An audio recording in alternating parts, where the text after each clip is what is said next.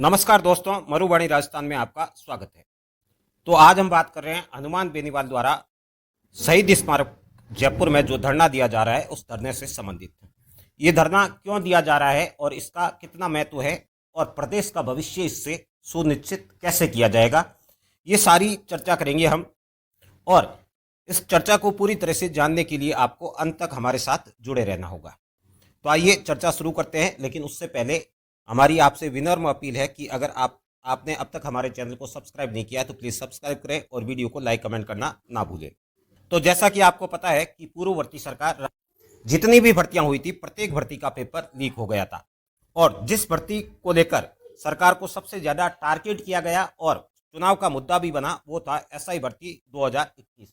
2021 में पुलिस की sub inspector की जो भर्ती हुई थी वो भर्ती चर्चा का विषय रही और उस भर्ती को लेकर ही हनुमान बेनीवाल द्वारा बढ़ा दिया जा रहा है। और इसी भर्ती को लेकर 25 मई को सभी से जयपुर चलने की एक अपील की गई है, ताकि इस धरने को सफल बनाया जाए और भर्ती को रद्द किया जाए।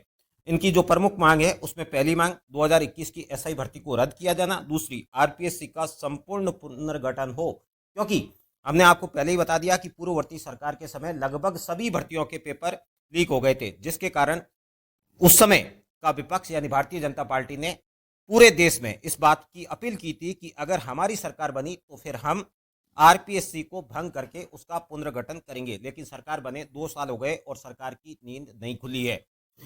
हालांकि कुछ लोग कहेंगे कि इस तरह का काम नहीं हो सकता है और राज्य सरकार द्वारा आरपीएससी का पुनर्गठन नहीं किया जा सकता है, क्योंकि ये राज्यसभा का मुद्दा है और राज्यसभा ही इसका पुनर्गठन कर सकती है और इसे भंग कर सकती है। अगर ऐसा है तो फिर आपने चुनावी वादा क्यों किया? तो मुद्दा है पेपर लीक के मामलों में सीबीआई जांच कराई जाए।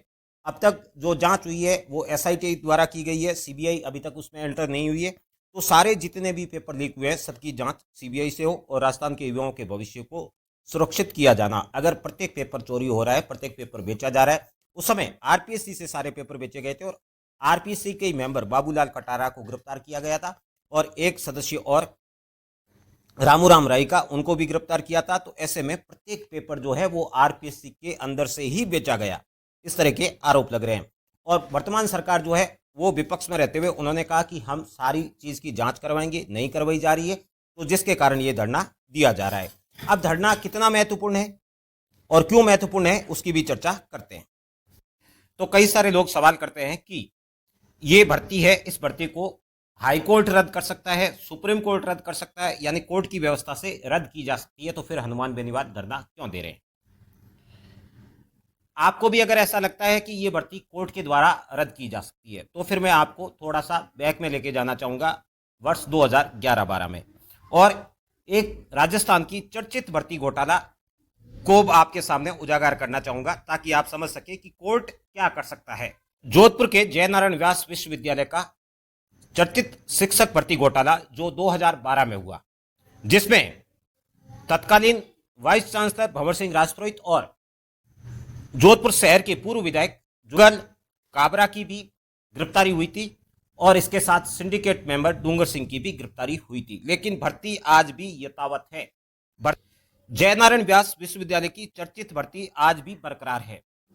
दागी शिक्षकों को किसी भी प्रकार का दंड नहीं दिया गया और ना ही किसी को सस्पेंड किया गया और ना ही कोर्ट द्वारा कोई डिसीजन लिया गया। आज भी क्या हो रहा है, आज भी उन शिक्षकों की तरफ से एक वकील कोर्ट में जाता है, लेकिन वो भर्ती 2012 में हुई थी और यूनिवर्सिटी में भर्ती होने की उम्र जो है 55 साल तक निर्धारित होती है। ऐसे में कई सारे शिक्षक जो है उस भर्ती के अब तक रिटायर होकर घर जा चुके हैं, लेकिन भर्ती में किसी प्रकार का एक्शन नहीं हुआ है। ऐसा ही मामला इस भर्ती में भी देखने को मिल सकता है। अगर आपको कोर्ट से लगता है कि कोर्ट भर्ती को निरस्त कर देगा, तो कोर्ट का अंतिम फैसला यही होगा कि तारीख देंगे, तारीख देंगे, तारीख देंगे, तारीख देंगे। अब तारीख से किसका कितना भला होगा वो आप समझ सकते हैं।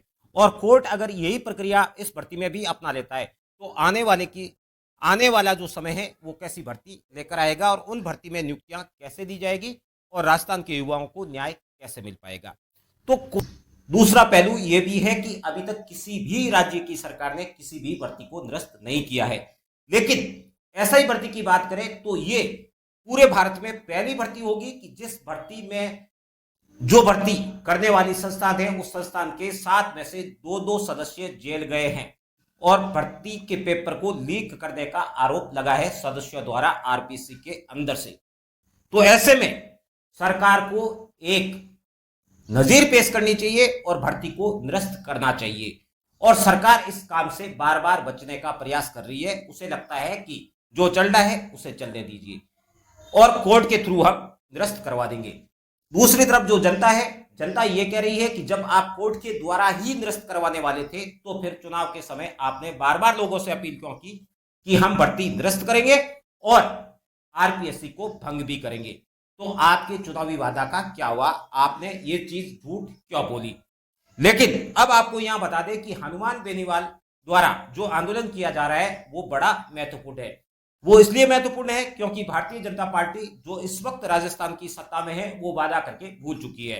दूसरी तरफ हमारे विपक्ष यानी कांग्रेस की बात करें तो ये कांग्रेस की तरफ से हुआ घोटाला है और भारतीय जनता पार्टी की प्रदेश में सरकार बने 1.5 साल से अधिक का समय हो चुका है, लेकिन अब तक एक भी मुद्दा ऐसा नहीं है जिसपे कांग्रेस ने अपनी जुबान खोली हो। कांग्रेस के पास 60 से अधिक विधायक है लेकिन किसी भी मुद्दे पर नहीं बोलते हैं। तो सत्ता जो कर रहा है वो फायदल हो जाता है क्योंकि विपक्ष का यहाँ पे नामो निशान तक नहीं है।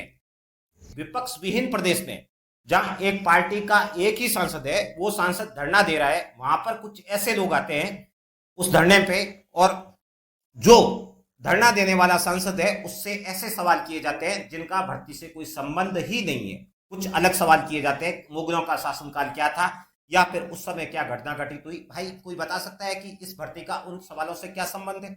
लेकिन दूसरी तरफ भर्ती घोटाले में सांसद जो धरना दे रहे हैं उनके इतिहास को देखा जाए तो उनका इतिहास कुछ ऐसा है कि उनसे जो भी सवाल किया जाता है कभी वो उसको स्किप नहीं करते हैं, हर सवाल का जवाब देते हैं।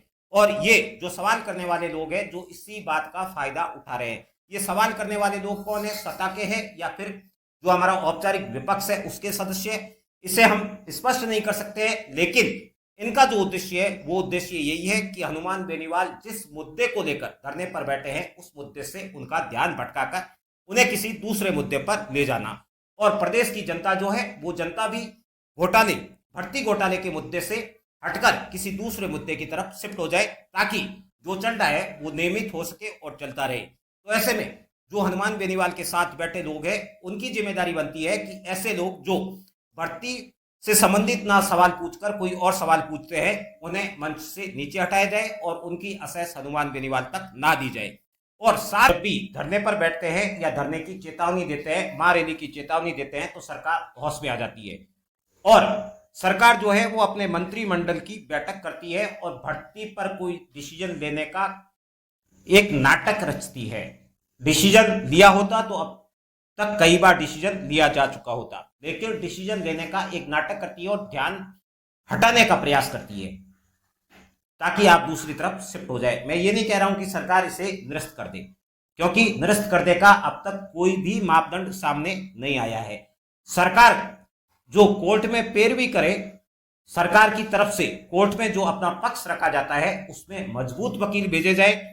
समय समय पर जो सरकारी वकील है वो सरकारी वकील सही जानकारी दे और बार बार तारीख ना मांगे तो भर्ती का फैसला जल्द आ सकता है। ये भी एक प्रक्रिया हो सकती है, लेकिन जो भी प्रक्रिया सरकार अपनाए उस प्रक्रिया को स्पष्ट करे कि क्या होने वाला है, अन्यथा प्रदेश का भविष्य किस तरफ जाएगा और भविष्य क्या हो सकता है आप खुद इसका